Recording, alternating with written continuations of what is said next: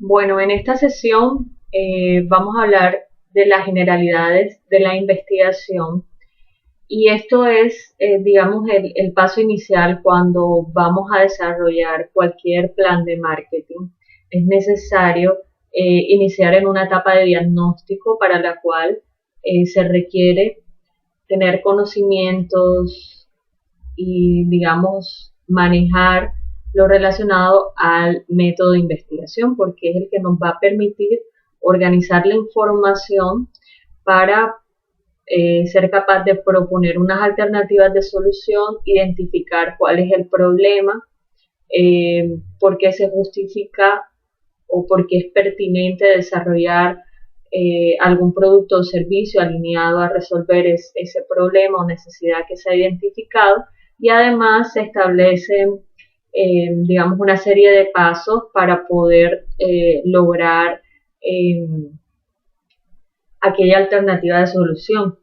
Y esa serie de pasos es lo que nosotros llamamos objetivos.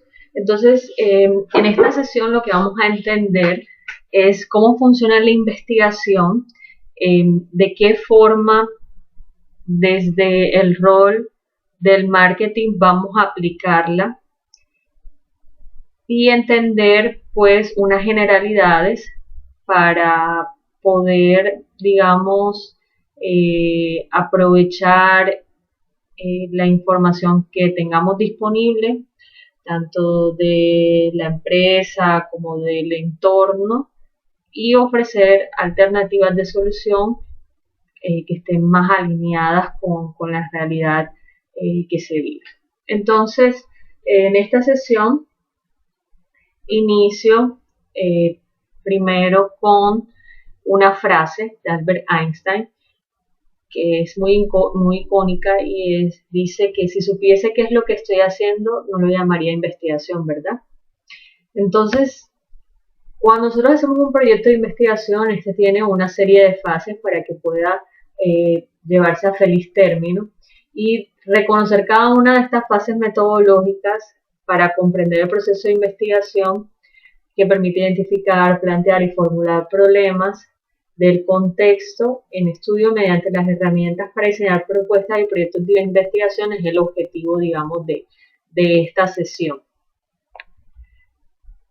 Y a mí me gusta comenzar con esto que se llaman los mandamientos del investigador, porque esto suele suceder, y es que uno empieza con una idea, ¿verdad?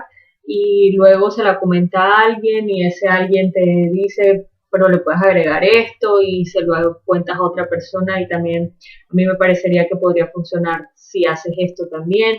Entonces la idea original se va transformando y se va mutando hasta que termina siendo como un transformer, o sea, es una cosa que hace de todo, ¿verdad? Va a resolver los problemas de la humanidad esa idea, pero no está estructurada de una forma que sea realizable. También es posible que uno empiece con una idea, pero en el camino cambie, pero arranco nuevamente y vuelvo a cambiar y vuelvo a cambiar, y entonces al final nunca avanzo ni nunca desarrollo como el proyecto. Entonces, estos son como los mandamientos del investigador, porque no hay tesis que dure 100 años ni investigador que lo resista. Entonces, primero, deben amar el tema sobre todas las cosas, es decir, que el tema que van a escoger tiene que estar alineado como a sus gustos, a sus preferencias, a una situación real, a, digamos, algo que a ustedes realmente les interese, porque si no, pues tardarse, no sé, varios meses hablando de una misma cosa puede ser, no sé, fastidioso si a mí no me interesa. Entonces, ese es como el primer paso, que yo tenga como un interés o me genere algún tipo de motivación la temática para yo poder asegurarme que en el tiempo que le voy a dedicar no va a llegar un momento en que me voy a cansar o aburrir. El tema no se debe cambiar en vano. Es posible que cuando nosotros empecemos a desarrollar un proyecto nos encontremos con dificultades, porque nadie ha escrito nada acerca de esto, porque no hay información suficiente, porque apareció una nueva tecnología que desplaza la idea que yo tenía. Esos, digamos, son como causas justificadas para cambiar la temática, pero si no es, digamos, eh, una situación que realmente justifica el cambio del tema, no hay que hacerlo. Tercero, honrarás a tu asesor. Hay que escuchar a los asesores porque son los que tienen experiencia y nos pueden ayudar, digamos, como a orientar el desarrollo de la investigación. Sin embargo, el que se convierte en experto de la temática es quien desarrolla la investigación.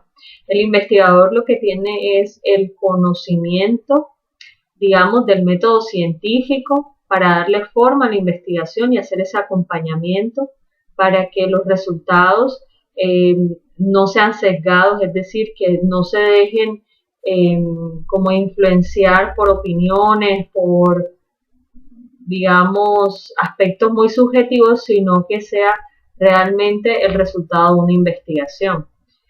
Sin embargo, pasa mucho a nivel académico cuando se están desarrollando investigaciones que digamos, como las partes interesadas, que vienen siendo los tutores o asesores, junto con el investigador, que sería el estudiante, en ocasiones tienen un proceso de rotación porque es importante conocer la perspectiva de otras personas desde otras áreas y otros tipos de expertos. Y en ese ejercicio, pues cada asesor va a hacer un aporte desde su experticia o desde su área de conocimiento. Y digamos que el estudiante puede sentirse abrumado porque todos dan opiniones distintas, incluso a veces son contradictorias. Pero lo que, digamos, es rescatable de esta situación es que el investigador debe desarrollar el pensamiento crítico y debe ser muy objetivo frente a toda la información que recibe, a todas las críticas que le van a ayudar a enriquecer su proyecto, su investigación y ver de qué manera las puede engranar en la idea sin que pierda el objetivo inicial que fue trazado. Santificarás las fiestas. Bueno, esto es que realmente cuando uno se dedica a este tipo de cosas, eh, el tema de las fiestas a veces se ven como lejos porque hay que dedicarle mucho tiempo. Claro que ahora en temporada de cuarentena esto creo que no va a ser como tan crítico. Matarás la hoja en blanco. Ese es otro mandamiento bien importante porque muchas veces nos cuesta es empezar a escribir. Entonces tenemos la hoja en blanco y no avanzamos. Pero lo primero que hay que hacer es empezar a escribir algo y ya una vez ustedes arranquen, o sea, escriban el primer párrafo, se van a dar cuenta que va a fluir más el ejercicio y ya luego viene un proceso de perfeccionamiento. No cometerás actos impuros y no robarás está relacionado a pues no relacionar las citas o la información, es decir, no hacer plagio. A veces podemos encontrar evidencia científica que contradice pues todo el proyecto que estábamos haciendo, pero como lo consideramos como un trabajo o una tarea y obviamos esa información para que pues no se nos caiga nuestra investigación entre comillas, porque en realidad si ya hay algo que existe que refuta esta situación, la, la investigación no es que se cae, sino que se genera pues como discusión en torno a la temática. Pero muchas personas prefieren no incluir estas informaciones que encuentran, que pueden ser contradictorias o que generan cierta, digamos, conflicto con lo que ya habían avanzado. Y es en ese momento que estamos haciendo algo como considerado como un acto impuro. Entonces, estos son como los mandamientos que uno tiene que tener muy presente cuando va a desarrollar un proyecto de investigación.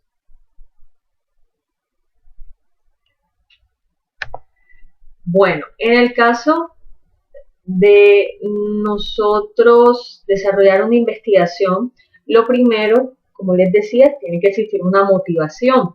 A raíz de esa motivación, uno empieza a hacer una primera etapa que se conoce como revisión de literatura.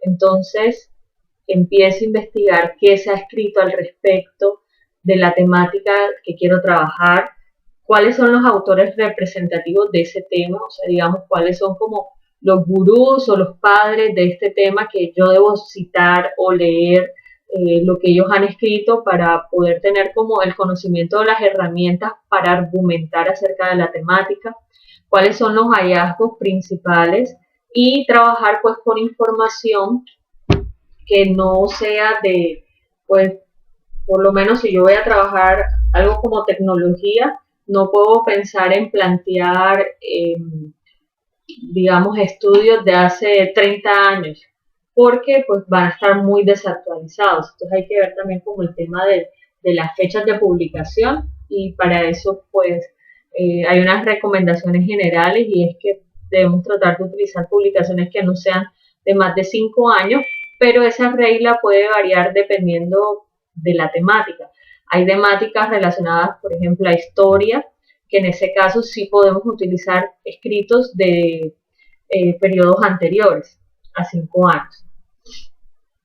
También es importante tener un contexto local, regional, nacional e incluso internacional del tema que estoy estudiando. O sea, no nos podemos quedar solamente con la fotografía a nivel local de la temática, porque quizás en nuestro territorio no se ha avanzado significativamente en la temática, pero a nivel internacional hay casos de éxito, hay como ejercicios ya en los que se evidencia la aplicación de algo similar a lo que yo estoy planteando y que me puede servir, digamos, de orientación para la propuesta que voy a desarrollar como parte de mi investigación. Cuando nosotros vamos a trabajar el tema, estas diapositivas son bastante densas porque están hechas más bien como material de consulta para que luego ustedes las revisen. Nosotros tenemos que definir, digamos, hasta dónde vamos a abarcar esa temática. Y eso se conoce con el término de delimitar. A veces queremos hablar como de muchas cosas y la investigación se hace tan densa que no es ejecutable en el tiempo que está disponible. Siempre tenemos, digamos que una fecha límite para desarrollar cualquier tipo de proyecto y más si vamos a aplicar a convocatorias. Son para revisar resultados en 3 meses, en 6 meses o en un año. Entonces, yo cuando voy a desarrollar mi temática, lo primero que tengo que hacer es delimitar lo más que pueda el tema para poderlo, digamos, enmarcar en ese tiempo y que sea alcanzable. Entonces, en esa delimitación uno debe definir el qué, o sea, qué tema voy a trabajar, por qué ese tema, para qué lo voy a trabajar, en qué espacio, contexto, digamos, va a ser ese dónde, y cuándo, y el cómo lo voy a desarrollar. También es importante que quede claro cuáles son las motivaciones para la selección de ese tema y digamos que ese primer ejercicio deben ser capaces de construir un título que de alguna forma tome todos los aspectos que resumen la temática y el cómo se va a desarrollar. Aquí hay diferentes, digamos, como concepciones en cuanto a la redacción o formulación del título, y es que para algunas personas el título debe salir de la pregunta problema y la pregunta problema se transforma en título, o el título lo transformamos en pregunta problema. Pues esas son formas, pero eso no puede ser como una regla tan estricta, sino que puede ayudar a facilitar la situación, pero ya ustedes están en un nivel en el que pueden arriesgarse un poquito más, en darle una forma un poco más robusta a lo que va a ser el problema, el título y el tema. Y también existen unas formas que son un poco más académicas de la redacción de los títulos, que se utilizan más que todo en Latinoamérica, y otra forma que tiende a ser más, digamos, un poco más libre o creativa, que se utiliza más que todo en países europeos. Entonces, si yo voy a hacer un estudio de la parte cultural, que fue una de las lecturas que les dejé de la primera semana, digamos, de los productos con identidad territorial y cómo estos pueden contribuir al desarrollo local y al crecimiento de un sector específico. Entonces yo lo puedo nombrar en un título como innovación, identidad cultural, como mecanismo para el desarrollo económico del sector moda en la ciudad de Barranquilla. Entonces, ese es un título un poco más académico, pero digamos que es esa misma investigación, yo la podría decir como de otra forma que pueda resultar un poco más atractiva, porque se oye como muy académico, muy rígido, para que llamen más la atención al lector, como herencia resignificada, mecanismo para el desarrollo económico del sistema moda en la ciudad de Barranquilla. Entonces ya pues tiene como, es un poco más sonoro el tema de herencia resignificada, puede generar mayor recordación. Entonces es importante como tener eso claro. Eh, Cuando hablamos del para qué, lo vamos a relacionar con la finalidad práctica de la investigación y por qué es relevante y aquí nos referimos a qué tan útil va a ser ese nuevo conocimiento que se va a generar para la sociedad. Eh, Cuando hablamos del dónde, nos permite como acotar y justificar un marco espacial de la investigación y cuánto y el cuándo para un tiempo, ¿verdad? El cómo ya se refiere, pues como su palabra lo dice, a cómo lo vamos a desarrollar, pero desde un punto de vista metodológico, que vamos a ir viendo esta parte a continuación. Yo quiero que tengan algo muy claro y es que cuando se desarrolla una investigación, la parte más crítica de la investigación consiste en la formulación de lo que corresponde al tema, los objetivos, justificación, planteamiento del problema y metodología. En muchas ocasiones, cuando los estudiantes están desarrollando este tipo de ejercicios, lo tienden a hacer como parte de una tarea. Entonces, pues van cumpliendo con cada punto, pero bueno, no encontré información, pero lo voy a llenar. Entonces, efectivamente ustedes lo van a poder diligenciar y van a poderlo construir. Y el problema va a ser en la etapa del desarrollo de la investigación, porque aquello que aseguraron que iba a ser parte de la investigación, porque se supone que hicieron una revisión de literatura donde validaron que tenían acceso a esa información, cuando van a ejecutar, no lo tienen, la investigación no se puede desarrollar. Entonces, por eso es muy importante hacer una buena revisión de literatura, porque eso es lo que le va a dar como el soporte, o sea, digamos que esa es la infraestructura para poder, o sea, son los cimientos para poder construir o hacer el levantamiento de la construcción que vamos a desarrollar, que es como tal el proyecto de investigación. Bueno, entonces el título, que viene siendo como el paso siguiente, debe responder al objeto y temática de la investigación. Es muy importante que sea preciso en términos de espacio y tiempo. Yo recomiendo colocar un subtítulo tratando que no sea largo, porque puede ayudar a lo que les decía, utilizar como un texto que sea un poco más sonoro y un subtítulo que sea un poco más aclaratorio, tratando que dé toda la información del objeto y temática de estudio. Eh, Como les decía, es importante utilizar un enunciado atractivo para que no sea como tan aburrido, tan ladrilludo como uno suele decir. Para la revisión de literatura, pues se utilizan las bases de datos. Aquí hay unas nuevas, que son pues bases de datos ya como tal de artículos o de papers, publicaciones científicas, y las específicas que ya conocemos de la industria, que ya se las he compartido, ya ustedes las han revisado, ya las tienen, para tener como información del contexto.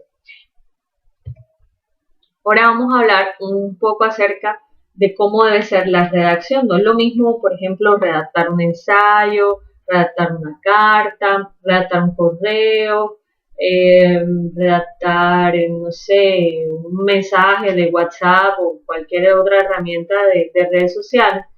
cada uno va a tener un estilo de redacción diferente. O sea, pues digamos, si yo me voy a comunicar con una persona que es muy amiga mía, seguramente cuando yo escriba el mensaje lo va a hacer como en un tono un poco más relajado, más cercano. Si voy a hacer una carta formal, pues tendrá que ser un lenguaje un poco más técnico. Entonces, en fin, cada vez que nosotros escribimos, de acuerdo al público para el que escribimos y la finalidad de ese escrito, se define un estilo. En cuanto al estilo académico de redacción, hay una serie de principios que son los que ustedes pueden ver ahí en el video, que son claridad, precisión, propiedad, concisión, sencillez, asertividad y linealidad. Algo muy importante es que a veces en el afán como de extender los escritos divagamos, es decir, damos vueltas para decir una idea, entonces nos gastamos 3 párrafos para algo que pudimos haber expresado en uno. No significa que la publicación más larga es la que tiene mayor información, no.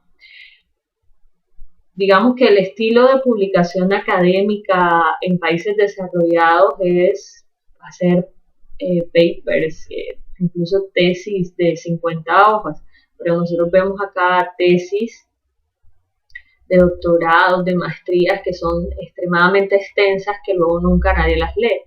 Entonces es muy importante ser claro y ser preciso al momento de comunicar una idea, o sea, explicarlo con exactitud, no hablar en términos de subjetivos, de opinión, sino basados en información, en evidencias, tratar de no usar como palabras que no se necesiten para llenar espacios y evitar como usar palabras como muy rebuscadas para que se escuche como más elegante el escrito, pero a la larga se vuelve poco claro.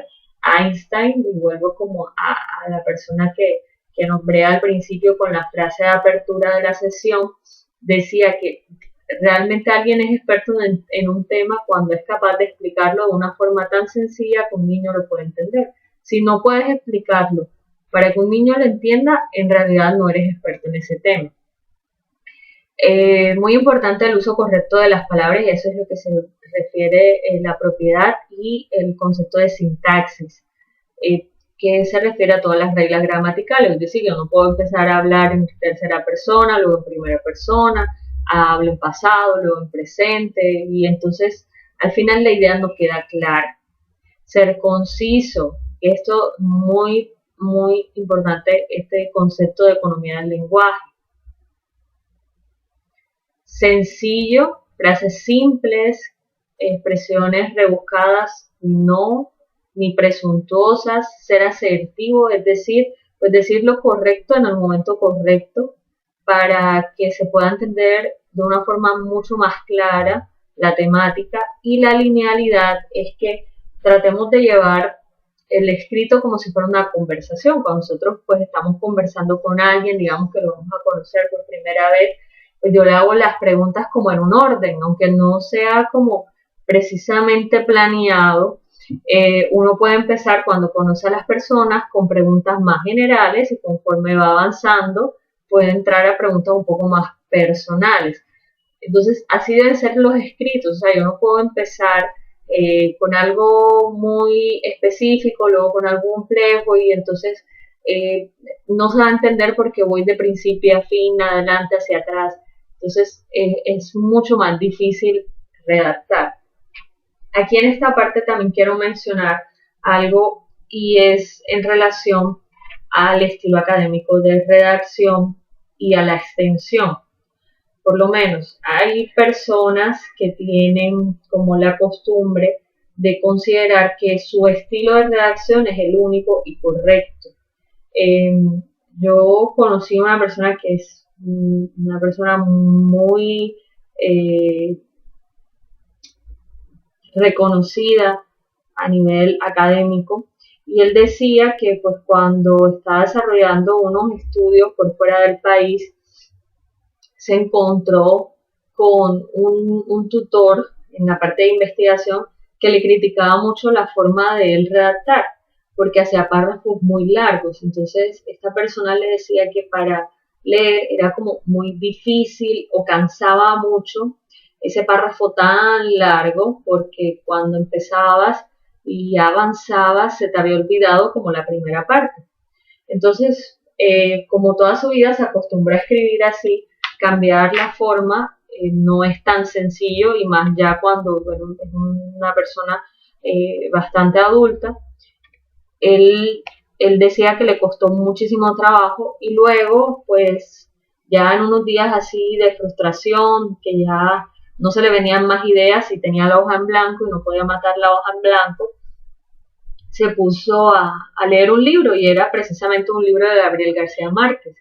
Gabriel García Márquez, sus párrafos son extremadamente largos, pero la forma de redactar esos párrafos hace que, a pesar que sean tan extensos, la información es tan clara porque está tan detallada que lo hace fácil de leer. Entonces, él encontró como la forma en la que tenía que hacerlo para que con su estilo funcionara.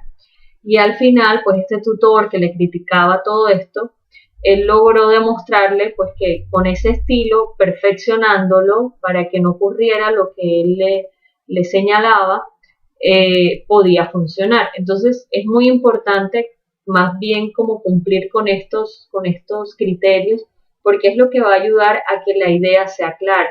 Ya todos tenemos una forma de escribir, hay personas que son más detallistas, hay otras personas que son más frías al momento de escribir, ya eso es como un estilo muy personal al momento de comunicarse a través de la palabra escrita, pero sí es importante que existan como todos estos principios, porque son los que nos van a ayudar a comunicar correctamente la idea. Algo muy importante es en relación a la parte de las normas APA, que pues corresponden a una normativa en cuanto a la citación, referencias, eh, digamos, forma en la que se presentan gráficas, tablas, etcétera, dentro de un documento. Entonces ustedes van a tener aquí este documento de consulta, donde está un documento todo en formato APA para que lo puedan descargar. También este de citas, y uno que ha desarrollado el SENA, también se lo voy a colocar para que puedan tener acceso a él. Voy a hacer pausa un momento para mostrarles en la parte de técnicas e instrumentos de investigación. Pero quiero presentarles antes estas generalidades. Este es una tabla que también se la voy a dejar para que ustedes la tengan disponible, y aquí en la partecita de abajo hay unas observaciones, y está esta información de tipología de la investigación, que nos habla de algo que se conoce como finalidad, de la naturaleza, la amplitud, del alcance, bueno, y así sucesivamente. Toda esta información es la que nosotros utilizamos para darle forma a la investigación. Entonces, las investigaciones pueden ser de dos tipos. Pueden ser básicas, cuando tratamos de producir un conocimiento o teorías, y esto es pues como ya más de científico, de desarrollo como de fórmulas, leyes, eh, digamos como de ese nivel. La aplicada es la que se utiliza para resolver problemas prácticos. En nuestro caso, nosotros vamos a trabajar lo que es investigación aplicada cuando trabajamos proyectos de marketing. Luego hablamos acerca de la naturaleza de la investigación. Esto se refiere, digamos, a como sobre lo que se basa esta investigación, o la esencia de la investigación es lo que se define como la naturaleza. Entonces, digamos que cuando nosotros vamos a hacer una investigación de finalidad básica, normalmente esa esencia o esa naturaleza, como su nombre técnico lo define, debe ser o teórica o metodológica. Metodológica es cuando damos como un método, un paso a paso, un saber hacer, ¿verdad? Lo que se conoce como un know-how, entra ahí dentro de la parte metodológica. La parte empírica es a partir de la experiencia, de la experimentación, y la parte crítico-evaluativa es relacionada, digamos, cuando se analiza un problema práctico y se aborda de diferentes perspectivas para hacer un análisis crítico de este y evaluar diferentes comportamientos. Normalmente las investigaciones relacionadas a marketing que son aplicadas pueden ser tanto empíricas como a partir de la experiencia o crítico-evaluativas. Entonces, por eso están resaltadas en color amarillo. Luego nos referimos a la amplitud. La amplitud se refiere, o hay dos tipos, unas que son monográficas y otras panorámicas. Las monográficas es cuando hablamos como de un tema específico y sobre ese tema se desarrolla pues toda la investigación. Y las panorámicas es cuando hacemos un estudio un poco más complejo desde diferentes perspectivas para analizar una situación. Digamos, en las ciudades se están haciendo unos proyectos de investigación de algo que se conoce como perspectiva, que les voy a explicar ahorita. Y en esa parte, digamos, no solamente estudian el desarrollo de la ciudad desde una parte social, sino también incluye una parte económica, una parte, digamos, política, es decir, como todos los diferentes, como las diferentes esferas o dimensiones que conforman el desarrollo de una sociedad. Entonces podemos decir que en ese caso es panorámica. Pero si yo la fuera a hacer solamente de algo específico, de la parte social, digamos, me voy a involucrar en la parte de la cultura, del carnaval, aunque es un tema bastante extenso, es muy específico, entonces su amplitud podemos decir que es monográfica. Cuando hablamos del alcance, se refiere a los datos, digamos, que se van a utilizar. Cuando lo hacemos de forma histórica, es cuando tomamos como periodos de más de 20 años para poder hacer los análisis y, digamos, los que son para ciudades deberían trabajarse de forma histórica. Cuando hablamos de actuales son con datos transversales o sincrónicos, o sea, son como del presente y podemos utilizar datos de 5 o 10 años atrás. Y cuando hablamos prospectivas es cuando planificamos escenarios. Hay dos formas, por lo menos, en que nosotros podemos construir una visión de una organización, y esto lo hago como un paréntesis.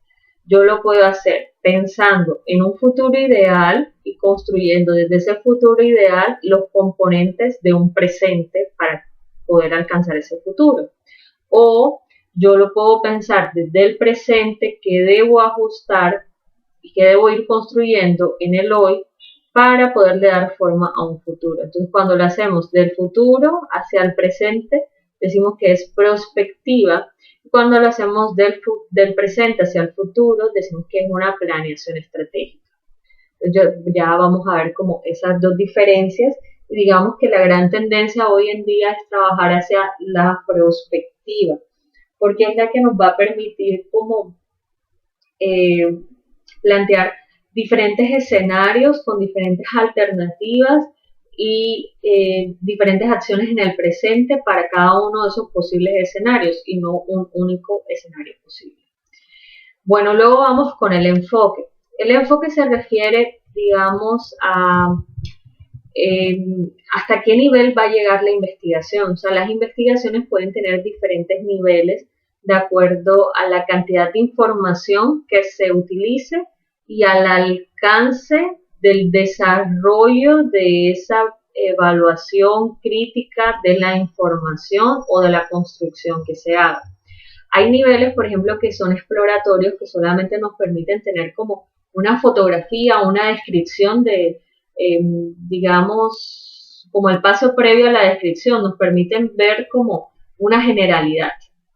Entonces, en ese caso decimos que son exploratorias, porque nos permiten como descubrir, explorar. Con eso que hemos descubierto o hemos explorado, ya podemos empezar a medir, evaluar, recolectar datos y empezar a hacer una descripción. Y en este caso podemos decir que la investigación alcanza un nivel descriptivo.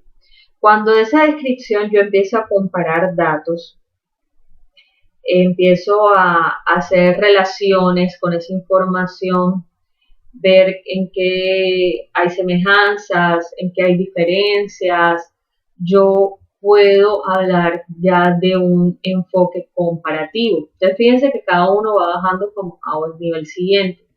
Cuando de esas comparaciones yo puedo o soy capaz de construir unas relaciones que me permitan, digamos, eh, saber cómo causa y consecuencia, entonces ya hablo que es un estudio con un enfoque relacional. Ahora, cuando ya esas relaciones soy capaz, digamos, de hacer un análisis a un nivel superior, diciendo cuando esto ocurre, esta es la consecuencia o puede suceder esto, eh, como toda esta parte de causa y efecto o causalidad, yo puedo decir que ya mi investigación es de nivel explicativo. Entonces lo voy a colocar como un ejemplo para que sea mucho más fácil de entender ahora que termine de explicarles todos estos aspectos que hacen parte de definir el tipo de una investigación.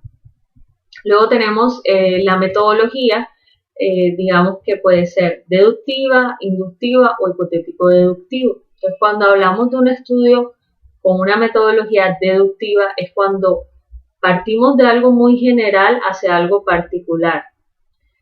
Y una investigación de tipo inductiva es cuando tomamos algo particular para llevarlo a una generalidad. Entonces ya aquí está más orientado a la formulación de leyes, generalizaciones o tipos ideales. Y cuando hablamos de hipotético deductivo es cuando hacemos una mezcla. Puede ser que parte del estudio sea desde algo general hacia lo particular, entonces en este caso es deductivo, y cuando lo hacemos de algo particular hacia algo general, ya podemos decir que es inductivo. Eso va a depender pues de todas las fases que definamos para el desarrollo de la investigación, cómo la vamos a construir. Luego hablamos del paradigma, que se refiere pues digamos a cuál es la orientación de esta investigación. Entonces ya teníamos como la naturaleza que se refiere a la esencia, ahora vamos a hablar como de la orientación. Entonces hay unas investigaciones que son cuantitativas, que lo que buscan es una explicación a través de las probabilidades, a través de la cuantificación. Es decir, vamos a poner un ejemplo, en el caso del COVID, hay muchas investigaciones de tipo cuantitativa donde se están viendo cuántas personas se contagian en un día, cuántos son hombres, cuántos son mujeres, los rangos de edades, y a partir de eso pueden hacer generalizaciones. En su mayoría las personas que tienen una tasa de supervivencia están entre el rango de edad X. Entonces eso ahí podemos decir que es cuantitativa. Cuando es cualitativa, cuando se orienta a descubrir el sentido y significado de fenómenos sociales. Entonces, en este caso no se generaliza, sino está más bien enfocado a la parte como de experiencias o comportamientos, así que esta lo utilizamos mucho en toda la parte de marketing, pero tenemos un aspecto clave en investigación de mercados que es meramente cuantitativo. Ya estos para el cambio sociocrítico, investigación para la acción, no los vamos a utilizar como mucho, pero es importante que los conozcan. Estos ya pues entran como en un nivel un poco mayor en el tema de la investigación.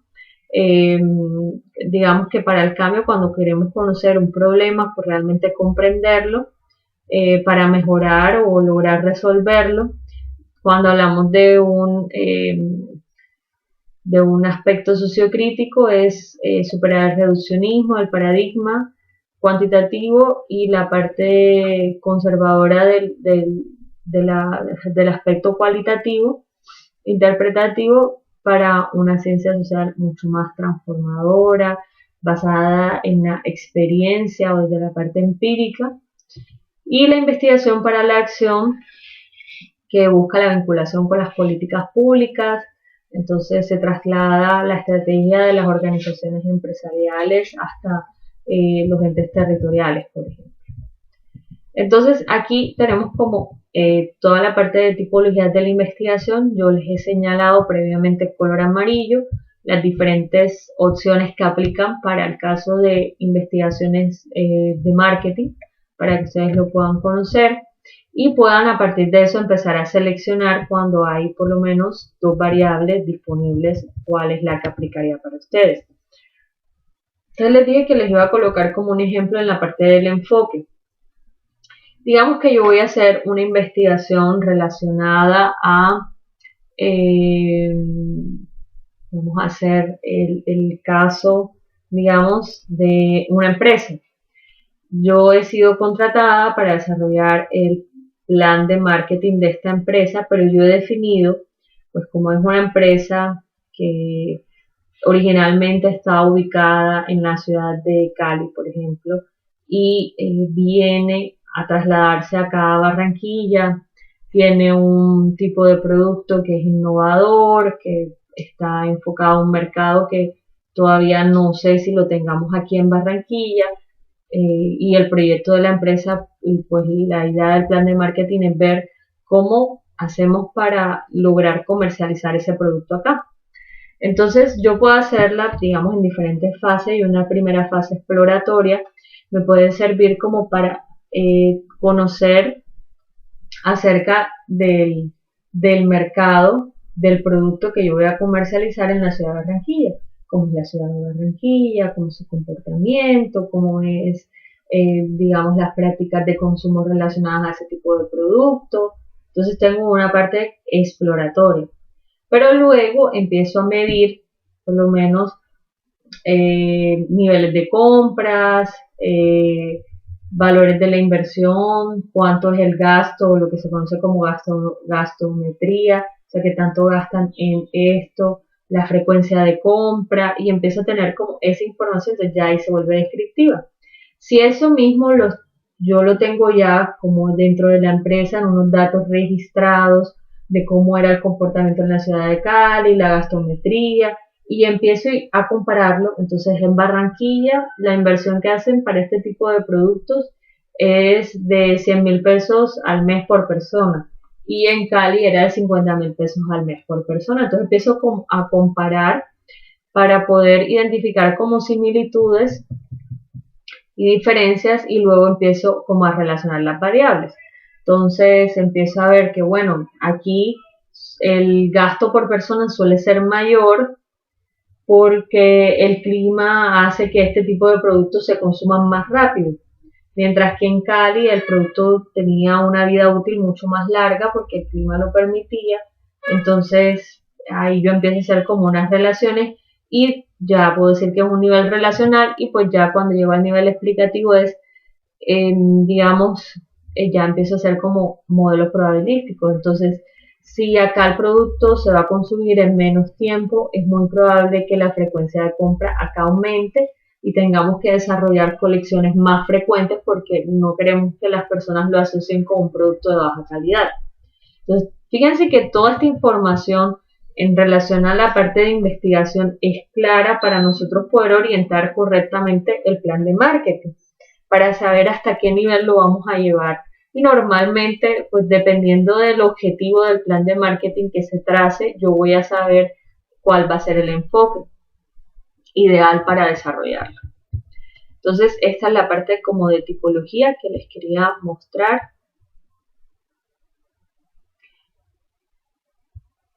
Bueno, entonces una vez vista toda esta parte de generalidades de la investigación, ustedes acá en este mismo documento de tipologías pueden encontrar una pestaña relacionada a la investigación cuantitativa versus la cualitativa para poder identificar pues cuál de las dos será la ideal para desarrollarlo.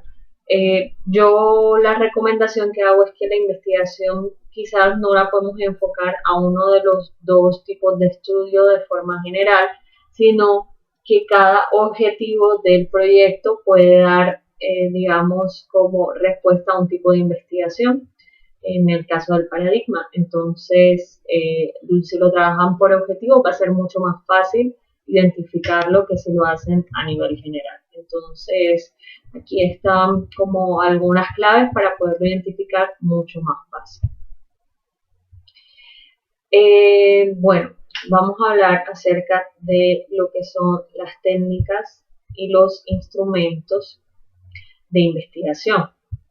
Cuando nosotros vamos a desarrollar una investigación, tenemos que tener en claro que debe haber un proceso de recolección de la información que luego debe ser sistematizado, tabulado para ser analizado. Entonces, dependiendo del enfoque de la investigación que nosotros tengamos, que ya sabemos que puede ser descriptivo, eh, exploratorio, comparativo, relacional, explicativo, o sea, digamos, de acuerdo al tipo de enfoque que yo decida, así debe ser mi instrumento, que va a ser, digamos, el mecanismo a través del cual yo voy a tener la posibilidad de recolectar la información necesaria para poder desarrollar mi estudio. Entonces tenemos diferentes tipos de instrumentos, cada uno con su definición. Pero no voy a entrar como tanto en la definición, sino digamos como en una parte muy práctica de qué nos puede servir de cada uno. Los que digamos se pueden utilizar mucho en el caso de marketing, que son muy utilizados, son por ejemplo los grupos de discusión o los grupos focales. En este pues podemos hacer un grupo de personas que estén relacionadas, que pueden ser actores directos o indirectos del proyecto o de la idea. En este caso podemos invitar a proveedores, clientes potenciales, distribuidores, digamos, para poder conocer un poco más acerca de su percepción en cuanto al proyecto o a la estrategia que se vaya a implementar. Y aquí es muy importante que exista como la confidencialidad y el respeto de los diferentes participantes. Entonces tiene que haber algún aspecto que los haga como homogéneos, ¿verdad? Para que podamos hablar como al mismo nivel, bajo las mismas condiciones, bajo las mismas circunstancias. Entonces aquí es muy importante que exista un muy buen moderador, que sea respetado y idealmente que los participantes no se conozcan porque puede haber, digamos, un poco más de restricción cuando se conocen, porque se pueden sentir un poco intimidados. Los talleres participativos también son muy interesantes. Esto se hace con aquellos que hace parte de esos grupos de interés, como esos actores, que pueden ser directos o indirectos, pero que estos están menos empoderados. Entonces, yo puedo hacerlo de tal forma que tengan un espacio de participación. Digamos, en una empresa, quienes conocen más de la situación o quienes pueden generar mejores opciones son los que tienen el contacto directo con el proceso de fabricación y con los clientes.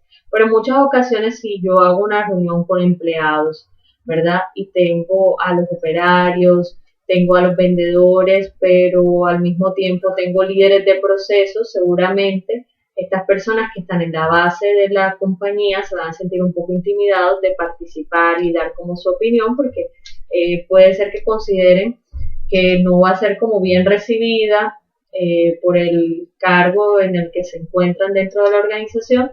Entonces, en ese caso, un taller participativo es mucho mejor porque le brinda como la posibilidad realmente de dar su opinión. La observación participante, digamos, este se hace mucho cuando empezamos como a observar y ese insight que vemos a partir de esa interacción social, yo lo puedo hacer, digamos, ver cómo se comportan los clientes dentro del punto de venta.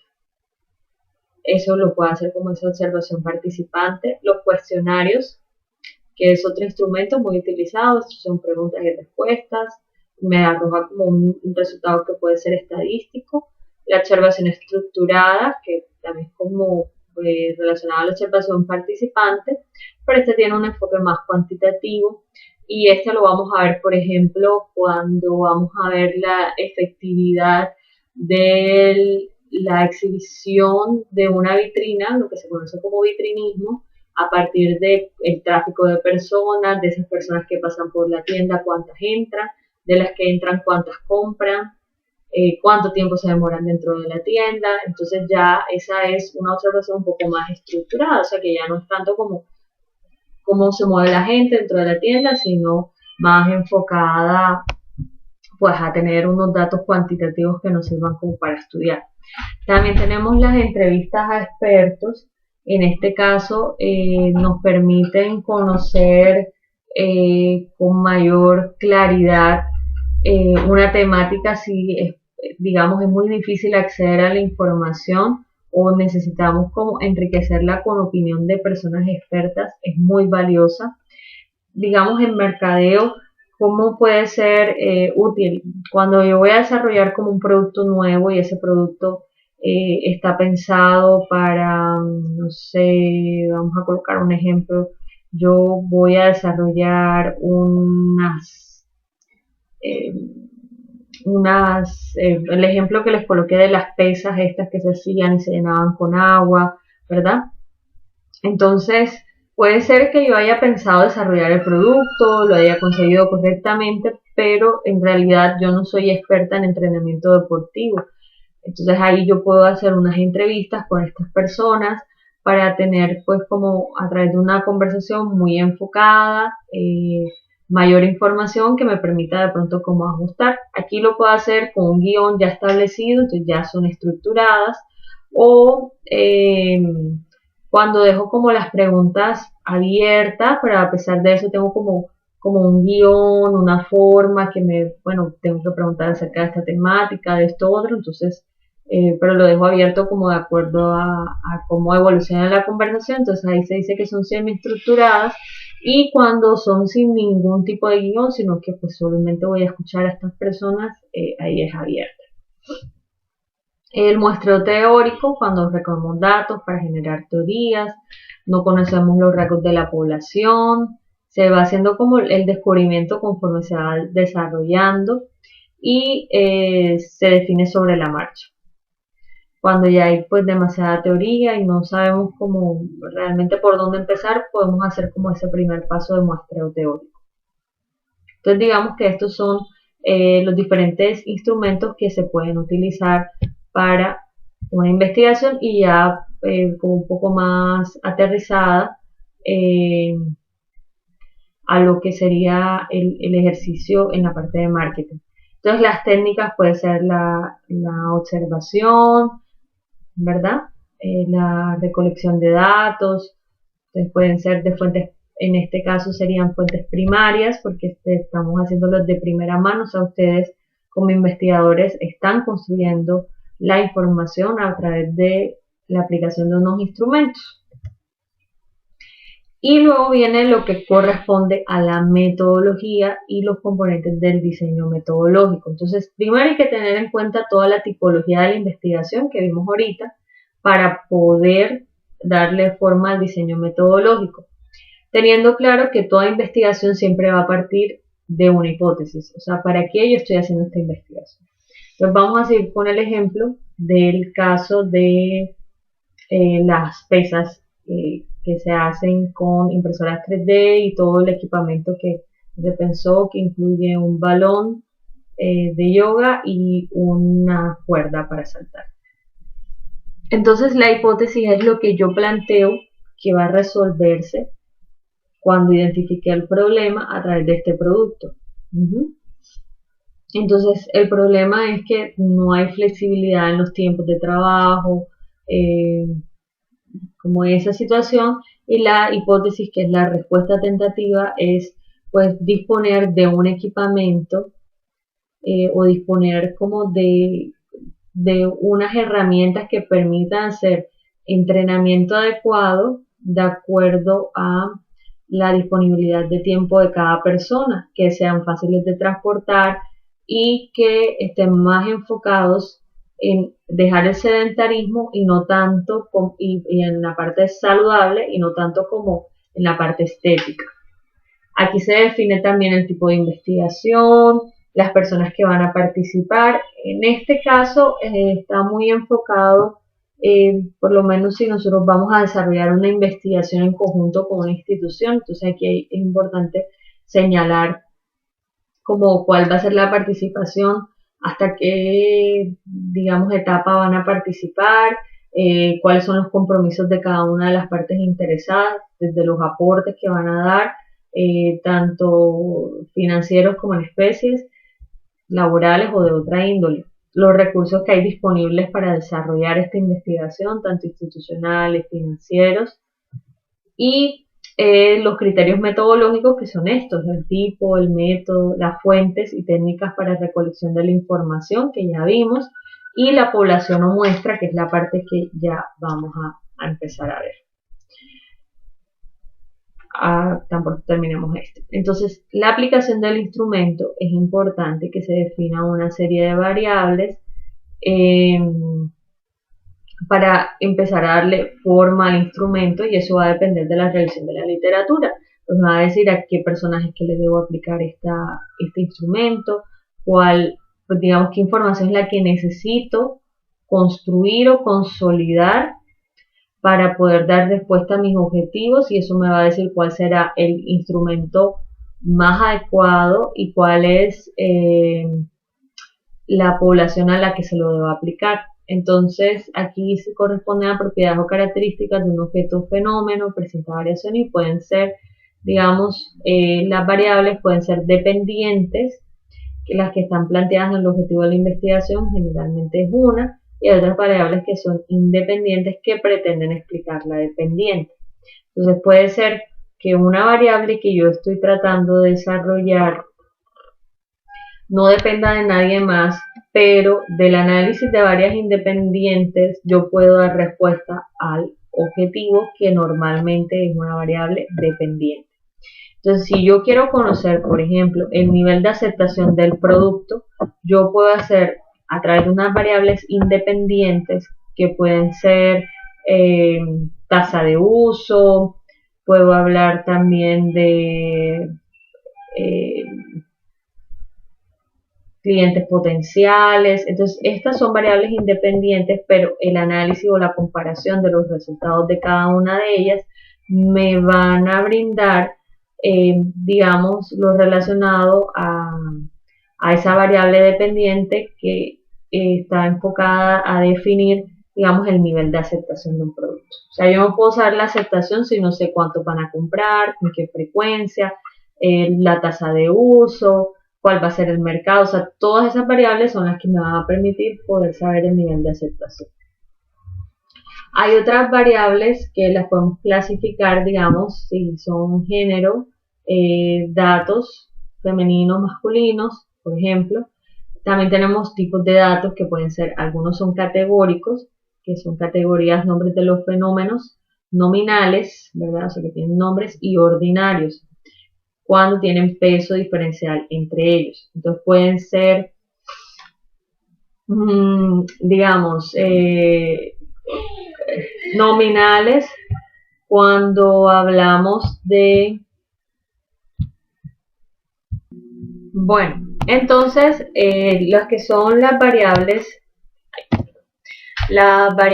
que son nominales, podemos decir, por ejemplo, nombres de personas. Hay otros que son ordinarios, pero tienen peso diferencial, y eso se refiere, por ejemplo, si es alto, medio, bajo, digamos, tienen un peso diferente a pesar de que son palabras. En el caso de los numéricos, tenemos unos que corresponden a números con propiedades aritméticas, es decir, que se pueden sumar, multiplicar, y eso se conocen como discretos, que son decimales, decimales y continuas, que obedecen a medición, por eso incluyen decimales. Entonces, por lo menos un ejemplo de algunos discretos pueden ser las direcciones, aunque sean números, en realidad yo no puedo sumar, ni multiplicar, ni dividir unos números, entonces en ese caso son discretos. Pero si ya hablamos como de, por lo menos el caso de las direcciones, pero si vamos a hablar, digamos, del peso de las personas, yo sí puedo como sumar, dividir, etcétera. Tener como mayor información acerca de eso. También tenemos la representación de resultados, que puedan ser a través de gráficas o tablas. Lo importante es que se presenten de una forma que sea clara, entendible, que permita analizar realmente los resultados, y es ahí cuando hacemos como comparativos. Los datos, para que se puedan representar mucho mejor dentro de una gráfica, se pueden agrupar. Entonces, para eso, pues yo puedo establecer un rango. Cuando de repente me doy cuenta que hay unos datos que tienden a repetirse, y los puedo como asociar dentro de unos rangos. En el caso, por ejemplo, de las edades, si yo voy a hablar como de los clientes potenciales están concentrados en edades, pero las tengo muy dispersas, o sea, digamos que van desde los 15 hasta los 50 años. Yo puedo establecer unos rangos de acuerdo a unos aspectos que previamente voy a definir por unos criterios, o a partir de fórmulas también se puede hacer. Entonces voy a trabajar de 15 a 18, 18 a 21, 21 a 24 y así sucesivamente para poder como agrupar. También puedo señalar frecuencia por el número de veces que se repite un dato, y lo puedo hacer en valor absoluto, que son los números enteros, y valor relativo cuando hablamos en porcentaje. La letra N minúscula simboliza el total de la población de una muestra. La N mayúscula simboliza el total de la población completa, y esto en el caso de censos. Entonces, digamos que el total de la población de la ciudad de Barranquilla es la N mayúscula, pero de ese total de población yo voy a hacer la investigación de mercado a, no sé, 300 personas, y ese es el total de la población de mi muestra que ha sido seleccionada. También podemos, dentro de las técnicas de interpretación de datos, tenemos aspectos que son descriptivos, que tenemos técnicas estadísticas, donde analizamos como cada una de las propiedades de ese fenómeno a interpretar. Podemos conocer las tendencias, luego de procesar los datos y conceptualizarlos, se analizan los resultados individuales, y ya empiezo a hacer conclusiones a partir de esos resultados que empiezo a generalizar. Y la otra acción es dinámica, que hacemos interrelación de los resultados para detectar conexiones entre la información captada y el objeto de estudio. Entonces ya aquí tenemos como la parte de análisis relacionado a análisis cualitativo por teorización. Entonces podemos hacer codificación, que puede ser lógica, resultado de la exploración y construcción emergente. Podemos crear categorías. Entonces se recogen los datos a la vez que se reformula la problemática por modelos. Digamos, ya existen unos modelos establecidos para el análisis de datos en cuanto a comportamientos, rendimiento, por ejemplo, cuando hablamos de temas de producción. Entonces ya hay unos modelos establecidos para saber si una planta tiene un nivel de productividad alto, medio, bajo, y entonces ya hay como unos modelos. O teorización, que sirve para modificar o enriquecer una teoría. Entonces analizamos los datos y con el fin de establecer como una nueva comprensión a partir de la triangulación de esos datos. Entonces podemos decir que dentro del proceso de investigación tenemos en el centro el objeto de estudio, pero alrededor de eso tenemos como tres grandes elementos. Uno está el investigador, que a través de su conocimiento, experiencia, sus capacidades y habilidades analiza la teoría acumulada, resultado de la revisión de literatura y de la investigación, y la realidad, que es pues toda la información que recopila a partir de diferentes técnicas e instrumentos de fuentes primarias, que son las que son de acceso directo, y la teoría acumulada, que proviene de fuentes secundarias, que es lo que ya está previamente elaborado o escrito. Bueno, esta parte que ya la vimos en cuanto a la investigación, si es analítico crítico, histórico descriptivo, comparativo, que son como los enfoques, el análisis documental en cuanto a paradigmas, y ahora sí ya vamos a empezar a ver el tema de la muestra en el siguiente video.